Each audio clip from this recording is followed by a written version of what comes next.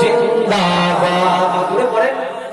আলা হযরত জিন্দাবাদ আলা হযরত জিন্দাবাদ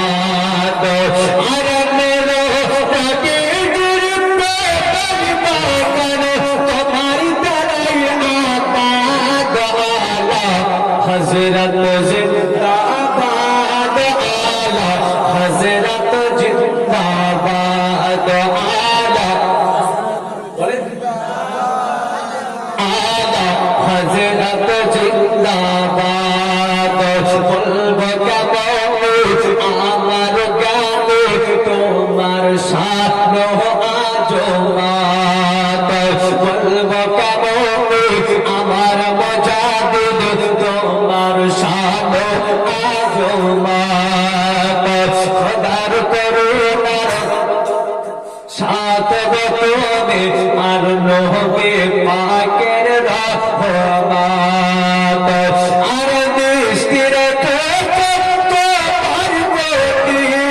শহর শহর বাগদাদ আলা হযরত জিন্দাবাদ আলা হযরত জিন্দাবাদ হাত উঁচু করে বলেন আলা হযরত জিন্দাবাদ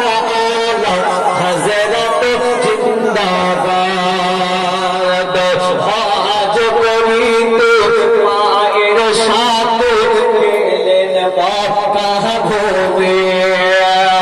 পাঁচ দরিয়ায় ঝড়ের কবলে পড়ল জাহাজ খালি আলা হযরতের যখন 8 বছর বয়স আলা হযরত মায়ের সঙ্গে হজ করতে যাচ্ছেন পানি পথে জলজাহাজে করে যেতে যেতে মাছ দরিয়াতে যাওয়ার পরে ঘরের কোমরে জাহাজখানা পড়ে গেল এজন্য স্যার বলে ও হজ করিতে মায়ের সাথে গেলেন মক্কা ভূমে মাঝ দরিয়ায় ঝড়ের কবলে পড়ল জাহাজ খানে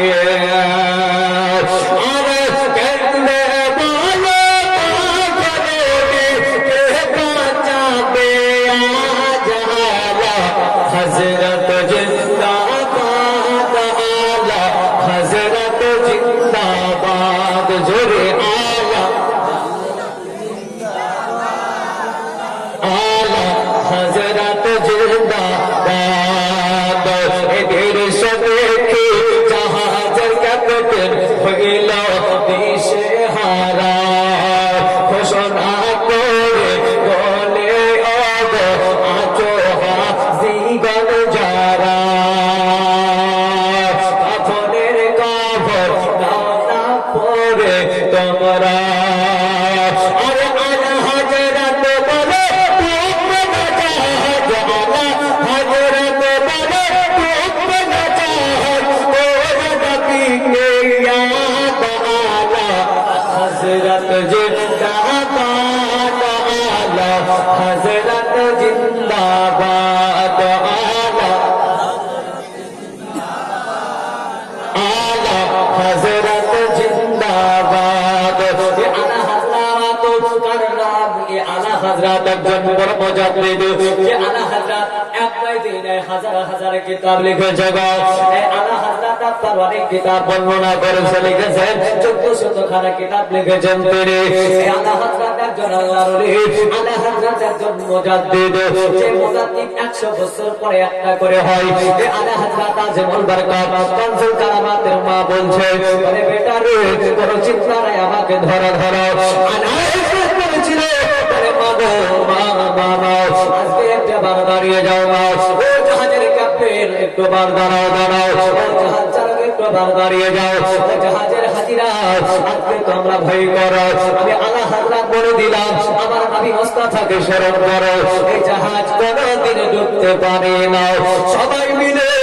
আলা হযরতের কথা মতো 8 বছর বয়সের কথা ছেলের কথা মতো আল্লাহ নবীকে স্মরণ করতে লাগলো এই মুসলমান আব্বাজান ভাইজান ওই জাহাজ তারা আর যেন ডুবলো না ওই জাহাজ আর ডুবলো না এইরকম বলি মানি আমরা কোনো ভণ্ড মানি না কি গো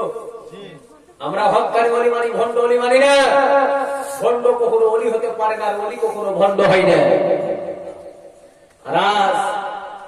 কি বলবো আর, বর্তমান জামানায় এমন পরিস্থিতি হয়ে গিয়েছে বাপ, সর্বদা মানুষের ঈমান চাপ বাড়ে।